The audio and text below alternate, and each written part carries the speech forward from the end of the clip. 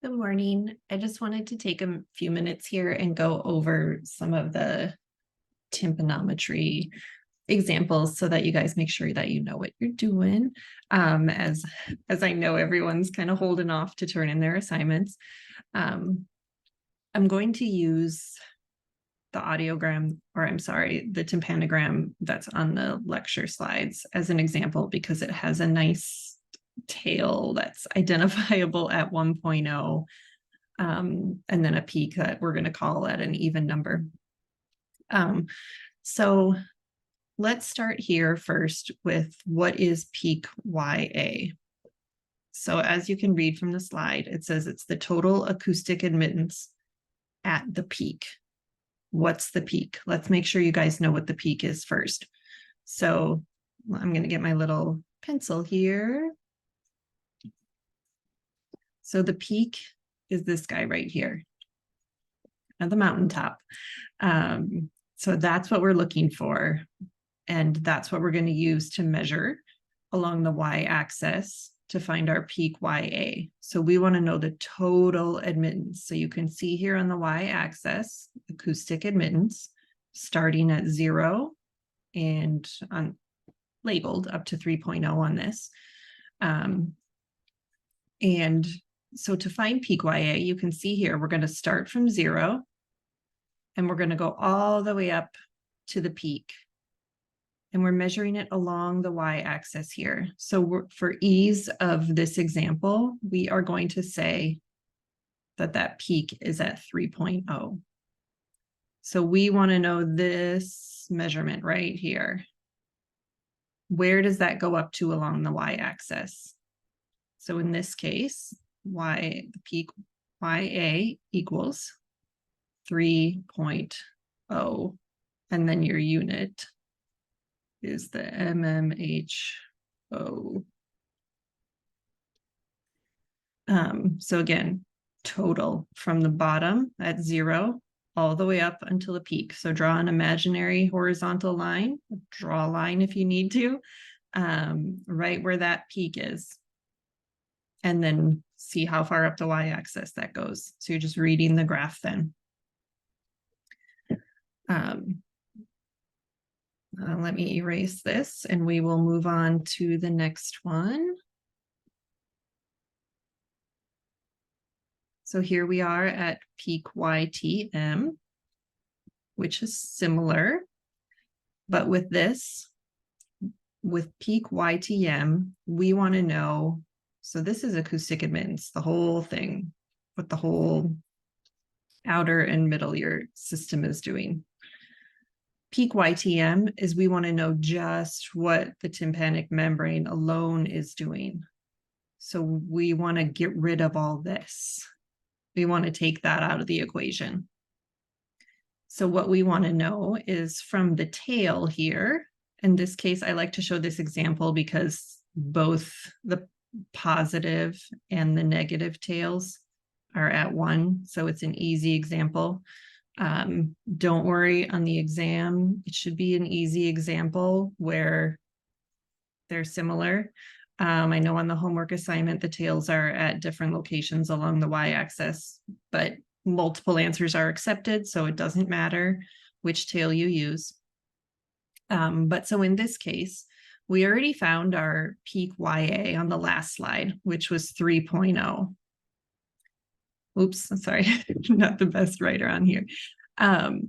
But now we don't want to include this on the bottom here. We want to know just from tail to peak how much that is. And so you can do that a couple of ways. You can just eyeball it and say, well, the tail is at 1 and the peak is at 3. So that's a total of 2. Or you could say, well, the peak is at 3, the tail's at 1. And so 3 minus 1 is 2. All we want to know is from tail to peak, what is that distance along the y-axis? So we're finding this. So for peak YTM in this case, it is 2 mmHOs.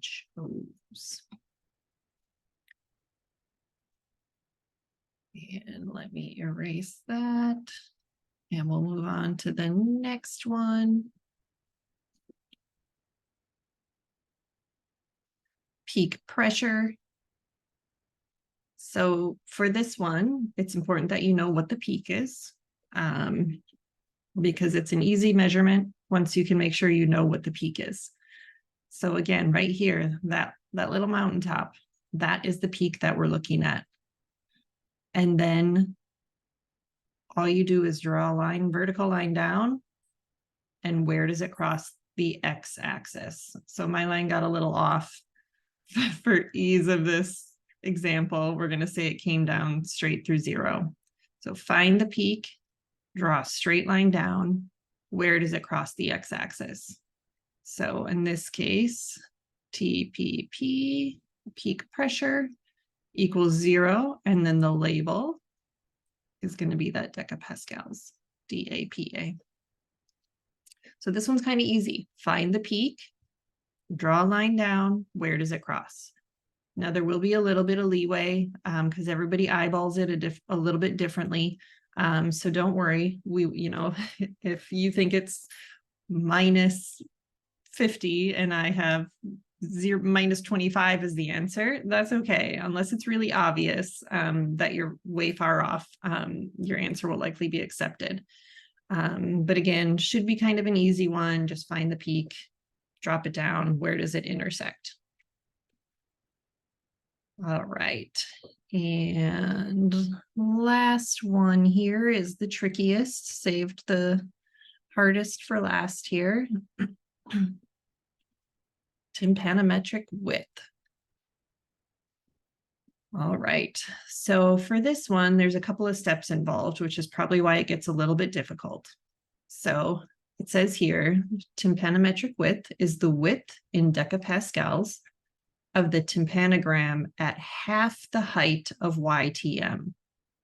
So one of the tricks is that you need to have your peak YA correct, and you need to have your peak YTM correct in order to get the width correct.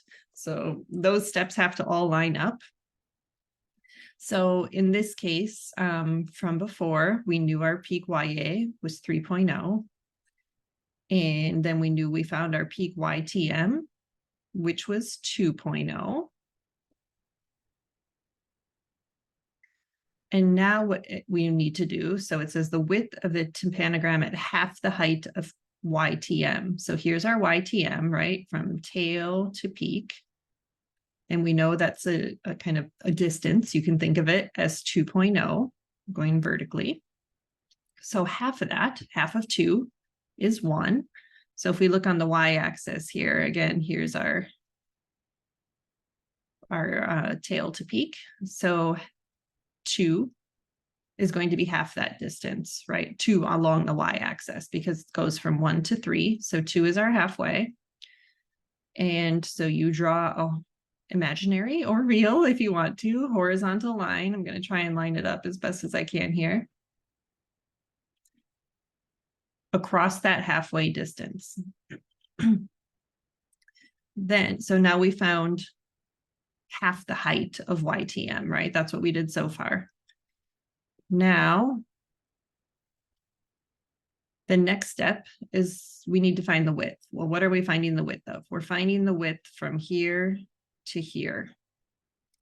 But we're doing it in the decapascals, so we somehow need to cross the x-axis. So you can draw your imaginary or real, if you're doing it on paper, lines, and you're going to draw a line down. Sorry, that's not very straight. And then another line down. From where that horizontal line at the halfway point crosses your tracing.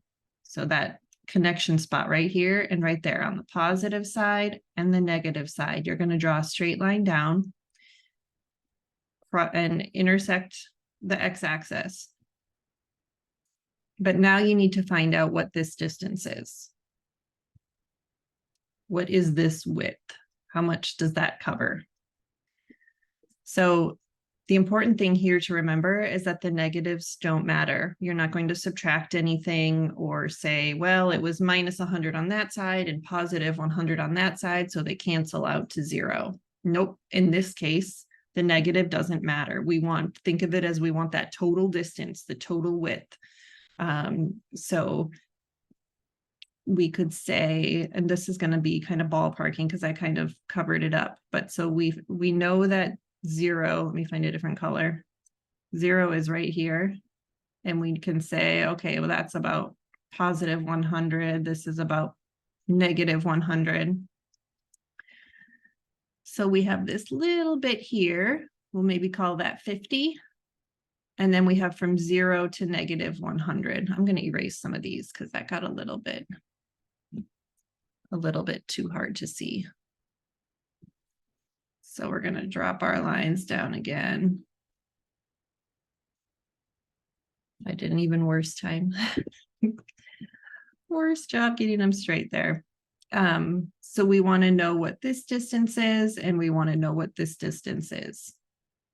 So we're going to call that about 50 on the positive side.